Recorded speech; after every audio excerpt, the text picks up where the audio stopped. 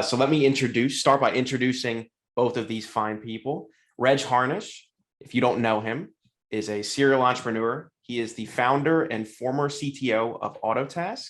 He is a board member and advisor, nationally recognized speaker, and the founder of Grey Castle Security, and also the CEO of Orbital Fire. That was a mouthful. You've been doing a lot, Reg. You've been busy, I guess. Sounds like my mom wrote that. Yeah. And then we're also joined with Wes Spencer. He is a cybersecurity expert, nationally recognized speaker, and the former co-founder of Purse Security. And all of you, I would be very surprised if you haven't seen him on YouTube, at a conference, in somebody else's swag, doing something for them. He is everywhere. So that's Wes Spencer. Thanks for having me. Yeah, no, thanks for being here. And I am Connor, the CEO of Phin Security. We do security awareness training and phishing simulation just for MSPs. But today, our topic is about building better relationships through better security awareness programs.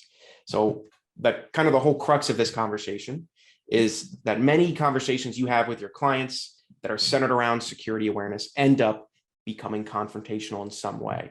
I mean, I'm sure all of you have handed the report to some of your clients, and there are some people in that reports that are falling for phishing, not doing their training, and then somebody finds a stick somewhere in the room and starts to suggest beating users over the head to end up getting them to participate in the training and not get phishing done.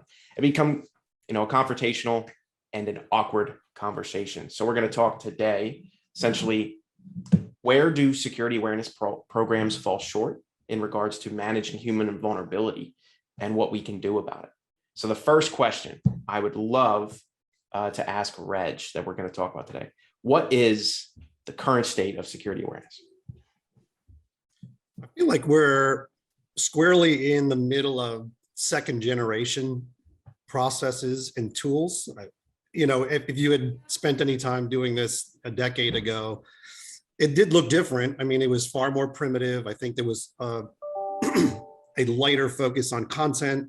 I think we really hadn't connected the dots between awareness training, the NIST cybersecurity framework, and psychology, cognitive bias, like the things that really matter and go into human decision making. So I don't think there was even any talk of that back then, and there is now. I wouldn't suggest that we're doing it well, but I feel like we're right in the middle of a second generation where tools are thinking about how do we automate this process and eliminate waste from the mechanics, and how do we measure general outcomes even if they're not based on human behaviors necessarily.